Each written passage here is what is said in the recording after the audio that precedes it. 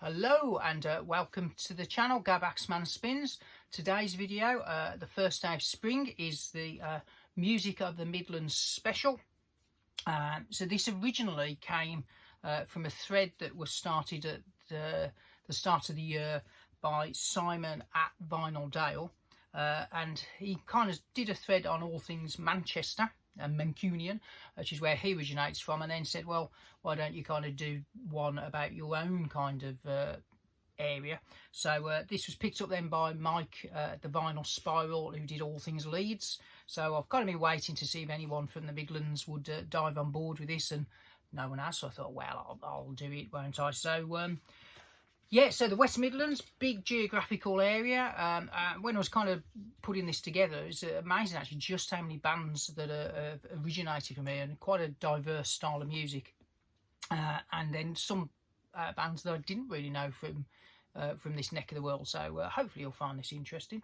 And I'll try and share, if I've got any local anecdotes about the bands or artists, I'll share those, because when you do live in an area, you do come across people who go, well, I know that fellow and I went to school with that chap, and before you know it, you've got some third-hand kind of gossip. So I'll try and share that with you. So there are 14 kind of questions in the original tag. I've kind of tweaked them a little bit to make them fit in with my kind of thread. So this is the Midlands music thread type thing. So without further ado, let's start with number one. So the first question, show a live album that comes from a band from the Birmingham area. So I thought I'd get these chaps out of the way first, because if we're talking West Midlands music and Birmingham in particular, there are none bigger. They actually invented a whole genre of music in heavy metal, so I think you have to say Black Sabbath are one of Birmingham's biggest and most well-known exports.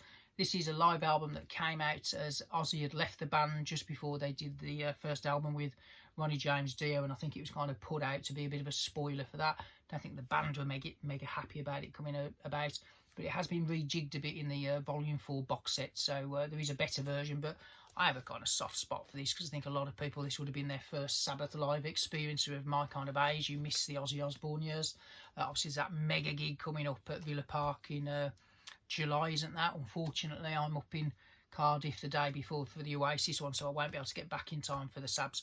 Not that I've probably got tickets, because they ain't cheap, and I think really the only people I know who've managed to get them are Aston Villa season ticket holders. But mega expensive. How many songs Ozzy will do, nobody knows. But if you want to get at least 8 live tracks at this album, will do it for you. So from Aston in Birmingham, I did once work at in Aston very briefly, and I've been to, used to go to a lot of gigs at the Aston Villa Leisure Centre, which I was ashamed that one disappeared.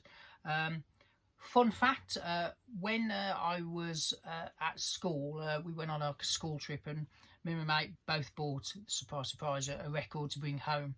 And my mate had bought a Black Sabbath album, and the teacher was looking at the record, and when he saw the name Geezer Butler, he went, I know him, I went to school with him.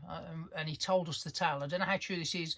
The reason the nickname Geezer came about is when he was at school, he was always talking about he was meeting this geezer and going off to see a geezer, you know, a man about a dog, and he called everyone Geezer, and that's where the nickname came from. So there you go. That was from one of my teachers, and teachers do not lie, do they?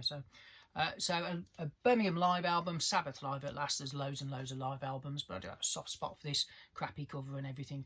But there you go. Played that to death back in the day.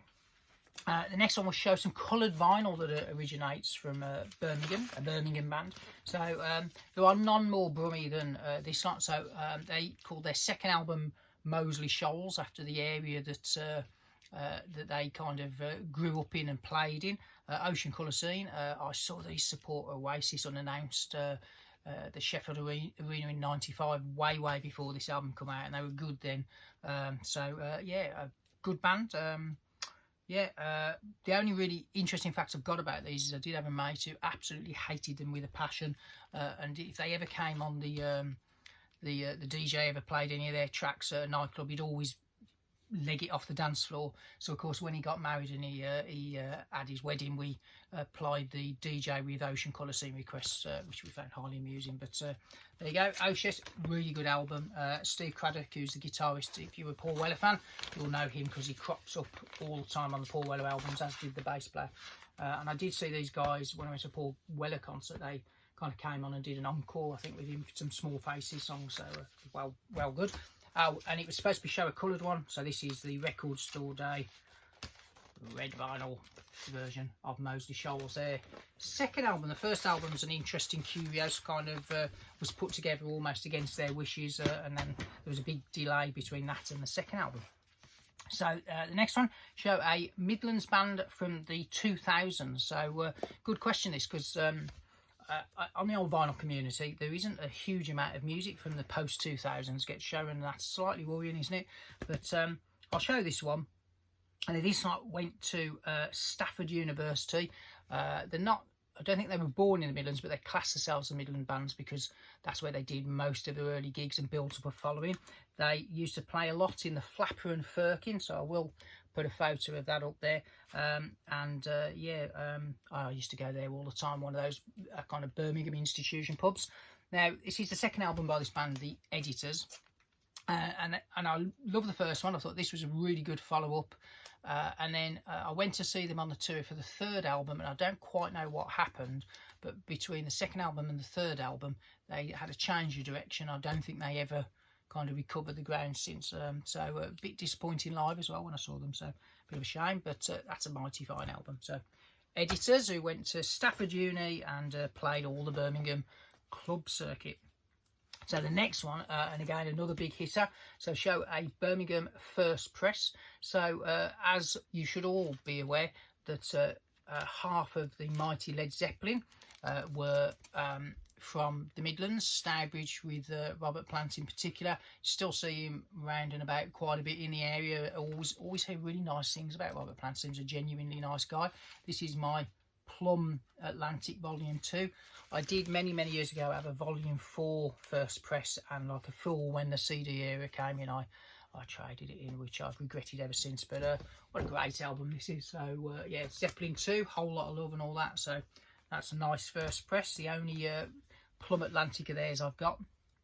And obviously, if you're from Wolverhampton and you support Wolverhampton Wanderers, Robert Plant's on the board, I think, and he's always at the game. So well-known local kind of legend. The next one was show a band from just outside the Midlands. So I knew that this band, some founding members were from this neck of the world, but I didn't quite know where. So they mainly played in a place called Northwich, which is Cheshire, which isn't that far, particularly from where I live. It's literally just go that way. That's not good for you, you understand that. But yeah, it's not a million miles away from where I am, so I can get to Chester and places like that quite easily. So yeah, so I'm talking about Tim Burgess and co from the Charlatans. Tim, I think, was from Manchester, but most of the band were from the Midlands, but they rehearsed and did all their stuff in somewhere called Northwich, which I've never been to, so it might be a little place to visit. So it looked quite nice actually. So the Charlatans, honorary Brummies almost. Now the next one is show a compilation by one of your favourite Birmingham groups. So there are none finer than the mighty ELO, and this is a fab compilation. This is greatest hits. Goes up to 77, so Mr. Blue Sky's on here, which is obviously, if you're a Birmingham City football fan,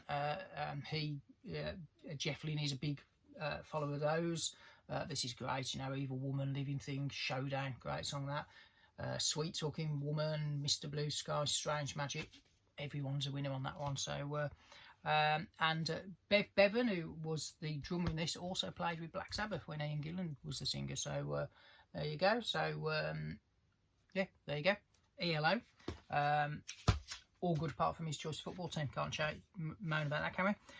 Next one will show a wonderful Birmingham lyric. So unfortunately, the city of Coventry is forever going to be known for the mighty ghost town. I don't know whether it was written especially about Coventry, but it was very prescient of the times, wasn't it? Along with something like Town Called Malice by the Jam, one of the greatest records ever made, I think Ghost Town is. So this is the singles album, which does contain the full glorious 12-inch version, and the other 2 tracks other than that. But wonderful, wonderful lyric, isn't it? And they're obviously from Coventry, which actually is recovered. I went to Coventry a few years ago, and it's a really nice city. They've done a lot to it, and the 2 cathedrals are well worth visiting. Obviously, you got the bombed out one and then the new one, but both wonderful bits of architecture. But sadly, the lyrics to Ghost Town can apply now to an awful lot of town centres, particularly the smaller ones in the UK. Not great at the moment, actually, I have to say. There's some regeneration needed of something, but maybe housing, I don't know. But shops, probably because the internet appear to be dying, and therefore our town centres are going that way. But wonderful, wonderful lyric, a Boston Grum lyric by the Specials. Okay, number 8, bands with a shared history. So this gives me an excuse to show 3 bands on this one. So here we go. So we've got from Stourbridge, the Mighty Lemon Drops, and originally one of their members then left and went on to join the Mighty Wonder Stuff. Miles Hunt and Co. I've seen him live a few times, and the Wonder Stuff, great artist. Doesn't take himself too seriously, but very got some really good tales to tell on stage. But there's also a connection then, because in some incarnations the Wonder Stuff, early on, before they were Wonder Stuff or in that, they were also in the Mighty Pot Will Eat Itself, a legendary Beaver Patrol, and Defcon 1, so great little band. So I'm slowly building up my Pot Will Eat Itself albums. But Mighty Lemon Drops were great. Like an Angel's the big song of theirs, so I bought this back in the day. Big fan of the Wonder Stuff when that come out. They're like a almost like a punky Clash kind of band. I think this is a fabulous album, and it took me a little bit longer to get into Pot Will Eat Itself, probably because of the sampling and stuff like that. But 3 mighty fine bands that are all connected and all had members that interchanged, particularly in their early years of their career. So it's a good bunch of records to listen to there. Oh, and the fun fact about that is that one member now of Pot Will Eat Itself runs a vintage hi-fi shop in Bearwood. So if you look him up on Facebook, he's got his own gear, and I keep meaning to go actually, because he's not that far away. Next question will show a legendary Birmingham artist. So there's loads I could have picked. Some I've already kind of shown, but I do give a little shout out to Roy Wood, because he's totally recognisable, isn't he? Unfortunately, these days most people know him for the Christmas song, but you have to remember he was in The Move, he was in the first version of ELO, and this is his first solo album. And fun fact, he used to drink in the bar next to, when I got my first proper job as such, it was next door to a wine bar, and he was always in there. So invariably, if you went for a drink after work, you'd bump into Roy Wood, and I did once bump into him in the men's toilets, but that's another story. But yeah, Roy Wood, legendary Birmingham artist, I think from Erdington. My dad will always tell tales that when he was a teenager in the 60s, he would see Roy Wood driving around in his Rolls Royce, so it's quite legendary. And I think Blackberry Way was somewhere in Erdington as well. So there you go. That's Roy Wood's a legend of Birmingham, closely followed by another one. So this one is show a solo album by a Birmingham artist. So and this one I could have interchanged both of these, but I'm going to go Stevie Winwood with the mighty. This is Ark of a Diver. I love this album. Vivian Stanshall, I think, did the lyrics to some of these tracks, but Ark of a Diver is a great song. Spanish Dancer, brilliant. While You See a Chance, Take It, fabulous. It's a really good album, actually.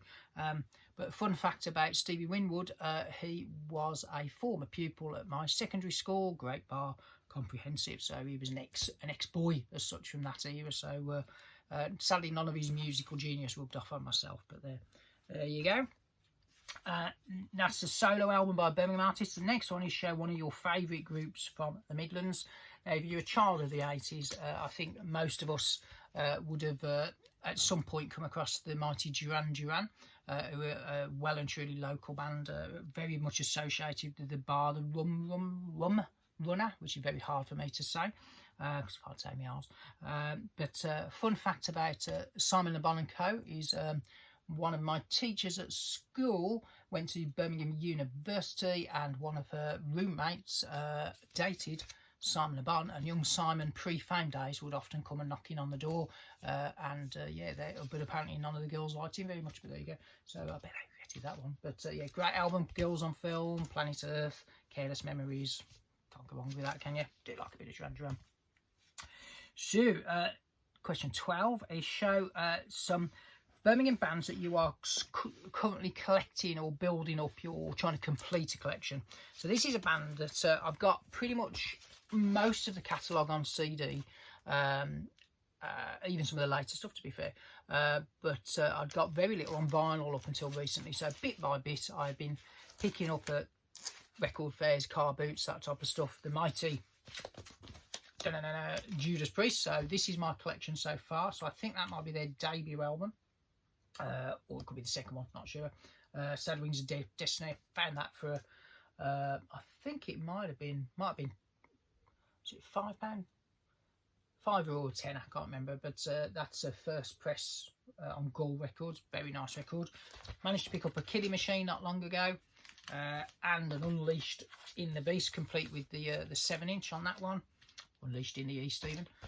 And then the album day did a nice posh version of is it British Steel, good album, and then one I found at a car boot for £1 point of entry. So yeah, got a few Priest albums, but not nearly enough. So they're one of the bands that I keep looking out for. Quite like to get hold of Screaming for Vengeance, because that's got another thing coming on, which I think is my favourite thing. Fun fact about Judas Priest: I live not far away from Bridgnorth, which has a cliff-top railway, and I got on it one day with my wife, and just before it was about to go up the little hill, a man with very long blonde hair popped in with his partner, and you know, when you're looking at someone but trying not to look, and after we got out, I said to my wife, "You know who that was, don't you?" And she was going, and it was KK Downing of Judas Priest, and sadly I've got nothing on me, got no records on me, so I thought, oh, if I only could have got it a signature, but sadly I wasn't able to do that. Right, nearly at the end there, so there are only 2 left to show. An honorary Brummie. Now, I read a biography on this chap a few years back, and this fact stuck in my head.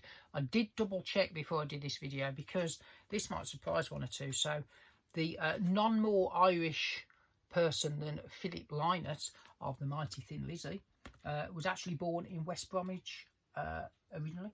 So his mother, I think, was an unwed lady, which, coming from Catholic Ireland, was not a great position to be in. So to give birth, she came over to the Midlands, and in West Brom did young Philip grow up. One of the greatest Irishmen. He's actually, you could say, an honorary Brummie. I haven't got any facts about Phil Lynott. One of my great regrets in life is I started listening to the Thin Lizzy as they split up. I was a little bit too young to get tickets to that final shows. So great band. I do have a soft spot for these early albums with Eric Bell on guitar when they're a 3-piece, but this is a really good album. If you like kind of bluesy rock, really, really good. Nice picture on the back there, I think I'm walking around. Is that somewhere in West Brom? Nah, it's probably in Ireland, isn't it? But great band. So, and an honorary Brummie. And then the last one will show a album that pays tribute to the area you live in, so obviously in Birmingham. So, so this is a Birmingham band that honoured a local kind of legend that played all the clubs in Birmingham. I've also read really nice things from Ian Brown of the Stone Roses about this next chap. So I'm going to talk about Dexys Midnight Runners and their brilliant song Gino, which is about Gino Washington of the Ram Jam Band, who apparently not only was very helpful to Dexys in their early days, also to a young Ian Brown as well. So there you go. So the mighty Gino, I've got sadly no tales about Dexys Midnight Runners to tell you, but it's great to share some of this music of the Midlands. We've gone from you know, Benny from Crossroads and the Beanie Hat, and we know all Peaky Blinders and all that type of stuff. So at least the city's kind of getting a little bit more kudos these days. But yeah, the Midlands, the place where I'm from, the place where I love.